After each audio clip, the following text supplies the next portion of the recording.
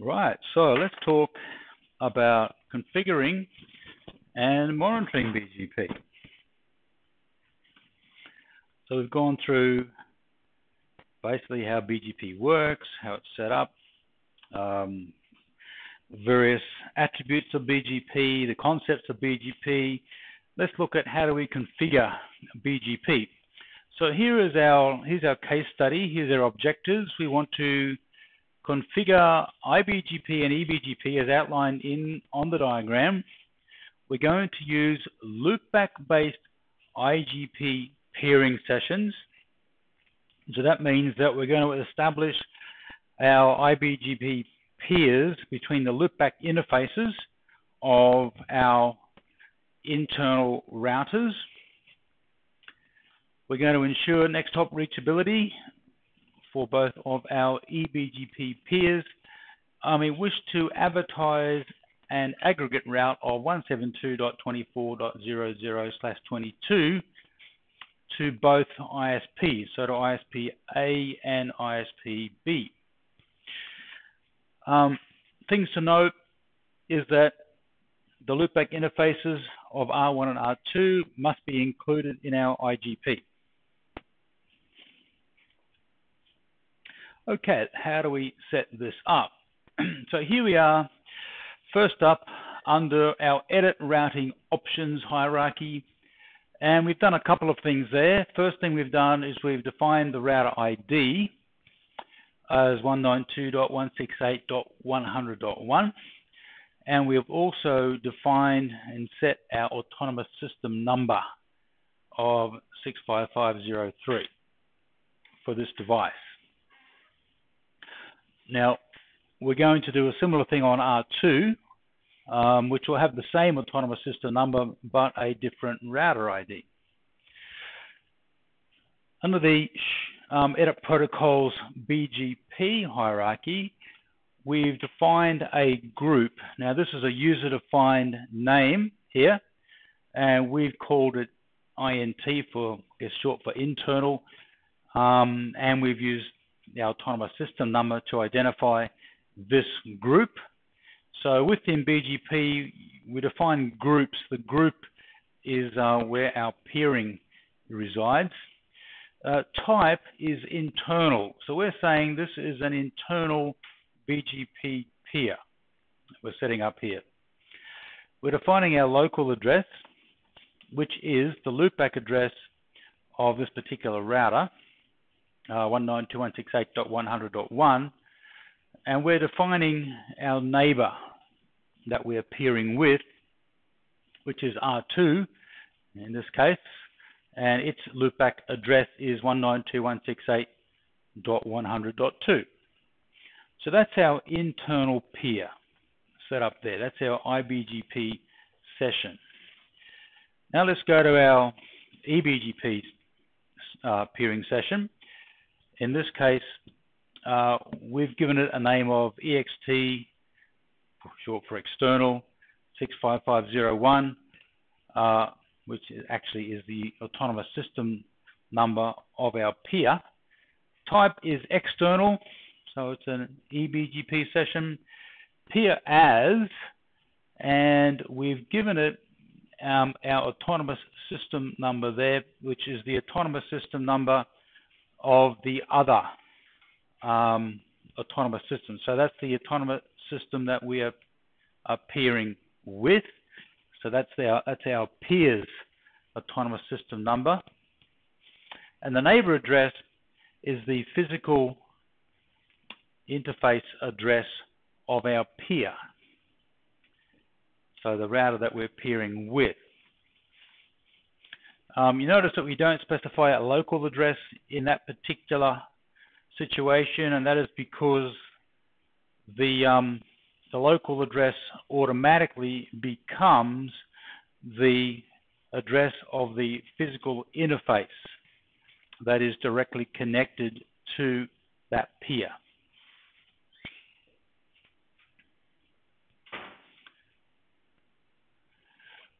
Okay, so what we want to do now is we want to deal with the next hop issue. and we want to change the next hop to self so that our router, when it advertises the hop to its iBGP peer, will advertise itself as the next hop. So there's our configuration there. We're going under the edit policy options hierarchy. We're creating a policy statement. We've called it next hop self policy. That's just the name that it's been given. It's a user-defined name. The term, again, the user-defined term, alter next hop, then next hop self. And then that policy is applied under the edit protocols BGP as an export policy. So what does that export policy do? It's as the route is exported from the routing table, the next hop attribute is changed to being the local address or the peering address of the advertising router. So R1's address is 192.168.100.1. So the next hop will be changed from 172.30.1.2 to 192.168.100.1. Okay. So what does that accomplish? What that accomplishes is that R2 will now have connectivity to the next hop. Okay, so R2 does not have connectivity to this external neighbor on 172.30.1.2, but it does have connectivity via its IGP to 192.168.100.1, which is the loopback address of R1. Okay, now remember that there was two ways that we could have accomplished this particular, could have solved this particular problem of next hop connectivity. The first, or this is certainly one of the options, and this is the option that's been used. What was the other option? Do you remember what the other option was? We sort of covered it this morning. Solving this next hop connectivity problem. Was that? No, not a static route. It was to include the external interface. So R1's external interface, the interface that connects across to its peer in the IGP. So we could have included that in the IGP using the passive statement. And that would have solved the problem as well. However, this is the preferred option of how to solve the problem. And why do you think that might be the preferred option of how to solve that problem?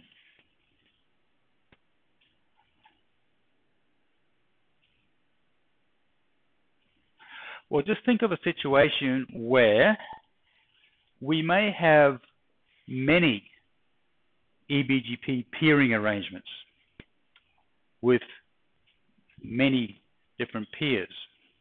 Okay, now if we had to include all of those networks into our IGP, it just increases the amount of IGP protocol traffic that we're generating within our network.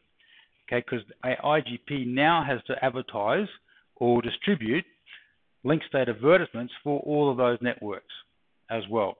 So it basically increases the resources consumed by our IGP. Whereas doing it this way doesn't increase those resources at all. I mean, we have to advertise a next hop. BGP has to advertise a next hop. That is a mandatory attribute that must be advertised. So why not change it to, why not modify the next hop to a router that is, or to the router that's advertising to its peer. So what that does is it achieves our reachability goal without increasing any IGP traffic. Okay, so that's why this is the preferred way of doing that.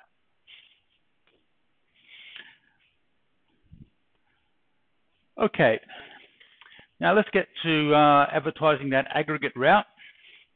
So here we are under routing options aggregate. So it's our protocol is aggregate. We've defined our route there as 172.24.0.0/22. We're now going to go into our policy options. So we're under now edit policy options, and we have a policy statement which we have called advertise, or ADV aggregate. We have a matching criteria from protocol aggregate. So we're going to match that fact that this is indeed an aggregate route, and we're filtering it on 172.24.0.0/22 exact. So we're looking for that exact aggregate route. Then accept, and now we're going to apply that as an export policy under BGP. So here we are under edit protocols BGP. We're down at the group level down here. So this is our external group that we defined earlier on, and we have this applied now as an export policy. So we're exporting our aggregate route into BGP. Okay, so that's our redistribution of our aggregate route. So remember that we said earlier on that every BGP route originated as another kind of route. Well, this is our BGP route that we're going to be originating right here and advertising our aggregate out into BGP. So we would do a similar thing on R2. We'd certainly set up here, we'd export this aggregate route out on R2 as well. Okay, so let's just think about the concept of applying policies to BGP. We saw earlier on that we applied a policy. We applied a couple of policies actually. We've done a next hop self policy, and we've done a export aggregate route policy. So we just looked at two policies. The point we like to make here is that policies can be applied at different places or different levels within our BGP configuration structure. They can be applied at the protocol level, the group level, or the neighbor level. The protocol being the higher, then the group, and then the neighbor. So we're going from the highest level protocol down to group, which is more specific, and down to neighbor, which is more specific again. So we can apply up here at the protocol level, import, we can add communities, we can export, we can alter the next hop. Down at the group level, we can save the type, we can import as well, we can export our aggregate routes. And down at the neighbor level, we can again apply policies, exporting policies, etc. So the way that these different levels work is that only the most specific policy is applied. So if I have, for example, an export next hop policy at the up at the protocol level, and I also have it down at the group level, it's only the group level one that is actually applied. If I have another one down at the neighbor level, then it's only the neighbor level one that's actually applied. If I put it at the protocol level and then don't put it at any of the lower levels, then the protocol level is applied. So the way it works is where there is conflicting configurations at the different levels, it is the most specific configuration that is applied. So that's just something to remember when applying policies. Okay, so let's take a look again at how import and export policies actually work. So an import policy affects routes passed between the rib in and the rib local. So we get a route, receive a route advertisement from a peer that goes into the rib in table. We then apply import policies to that, and then the result of those policies, or whatever gets through those policies, will be imported into the local routing table. So it's the rib local, which is in fact our routing table. Then for export policies, The export policies are applied to the routes as they come out of our routing table. That then goes into the rib out, and it's whatever arrives in the rib out that is advertised to our peers. So the import policies control what ends up in our routing table. The export policies don't have any effect at all on what is in our routing table, but they do affect what is advertised to other routers.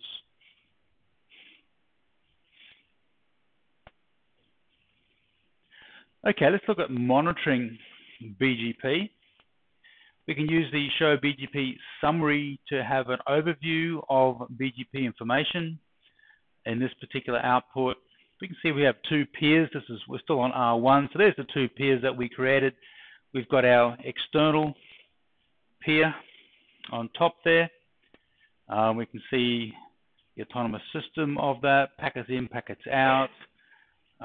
We've got some state information there. Then we've got our other peer, which is our iBGP peer, autonomous system number, and similar information. So that's a summary of our BGP peers. If we go and use the Show BGP neighbor command, we'll get a look at the BGP neighbor database. So here we've got an external peer here. So we've got 172.30.1.2. The little plus little number after the plus there is actually the TCP port number that we are using for that particular communication. We've got the autonomous system number, and we've got the local number there. You'll notice that the BGP protocol is established using port 179, which is the TCP, or the port number for BGP. And we've got the autonomous system number of our local for our local router. We've got type, it's an external, it's in the state of being established. We've got some other information about last state, last events, etc. We've got an export on that particular peer, so we're exporting our export policy is called ADV aggregate.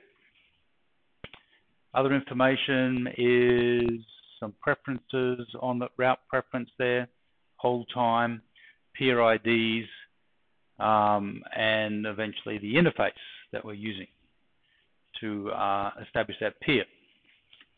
So that's some information about that particular peering arrangement. Show BGP group shows us information about the groups we have configured. We've got two. We've got our internal and our external groups, and we can see the peering information that we've got in those groups. So this is our monitoring commands. Looking at here. Show route protocol BGP. This now has a look into our routing table to see what BGP routes are in our routing table. So here we've got this active route here.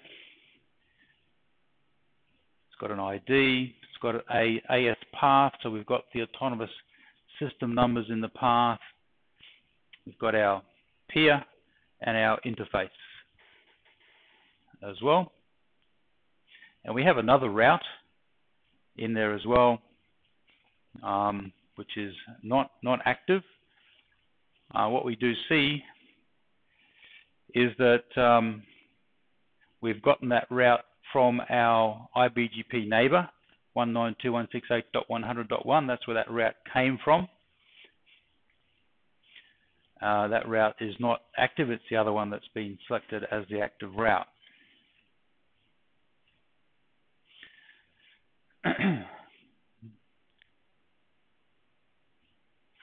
Okay, now the show route receive protocol BGP neighbor is a very useful command.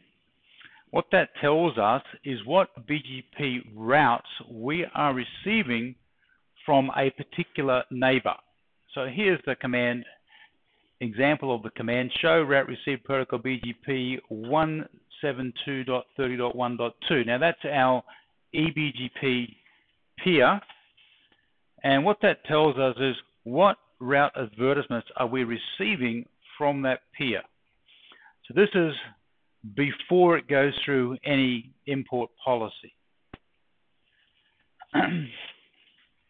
So they haven't been filtered yet. So these are the routes that we are receiving from our peer, which is a very useful command. We can, because it sort of validates that we are in fact getting routing updates from our peer.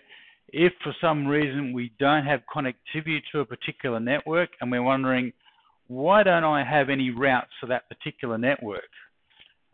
You can go and look at what advertisements are being received from peers to see if you're actually receiving route advertisements to those particular networks. If you're not receiving them, then it's your peer, it's the peer that's actually got the problem. The peer is not advertising those routes. If you are receiving them and they're not in your routing table, then you might want to have a look at your import policy to see if somehow you are blocking those routes out by policy in some way. So that's what's being received. So a very useful command to see what networks are being advertised to you from your peers, or what routes you're receiving from your peers. And another very useful command, show route advertising protocol BGP neighbor, to see what you are advertising to your peers. Okay, so somebody says, hey, you're not advertising a route to me, I'm not getting it, and you run this command and you see, actually I am advertising that route to you. The problem must be on your end. Or, well, yes, the problem must be on the other end. So this shows the aggregate that we distributed. So this is it here. It's our aggregate that we advertised out into BGP, 172.24.00/22. The next hop value has been changed by itself. So basically our policy, so our export policy is the policy that got that aggregate route in there, and the next hop self policy is what has changed that next hop value.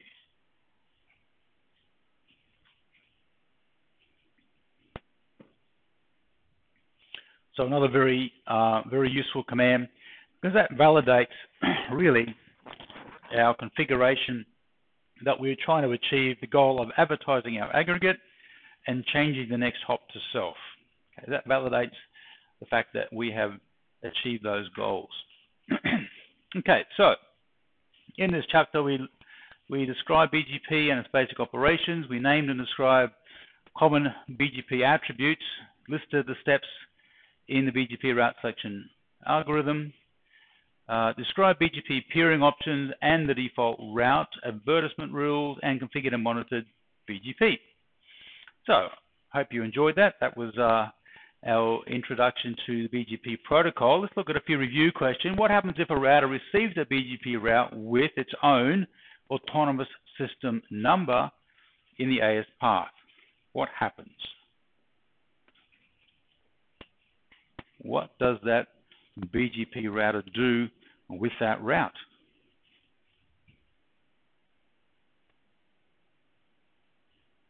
So it gets a route advertisement, it looks at the path, it finds that its own autonomous system number is in that path. What happens next?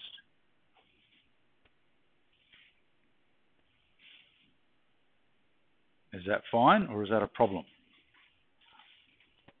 It is a problem. It is a problem because it means that at some point that route must have been advertised from within its own autonomous system. So it's a loop, right? It's a routing loop. So what it does is it does not install that route, it drops that route, it does not re-advertise that route, it discards that route. Okay, question 2. What are the advantages of loopback peering for IBGP sessions? In other words, why do we establish IBGP sessions between the loopback interfaces of our BGP routers rather than the physical interfaces? Yeah, because they're always up. They're always active, they're always up, they're stable, so it provides stability. Okay, the default, here's a challenge, the default BGP advertising rule. So eBGP, IBGP, what happens? What happens? EGP, eBGP, peers, always advertise to other eBGP peers.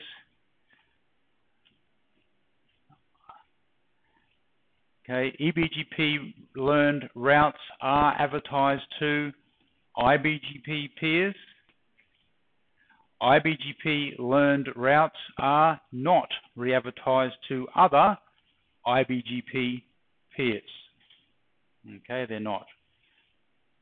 So they are the basic rules.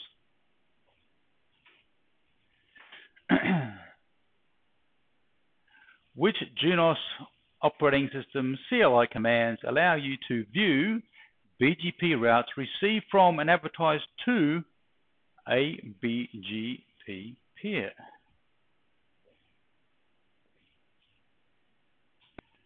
Show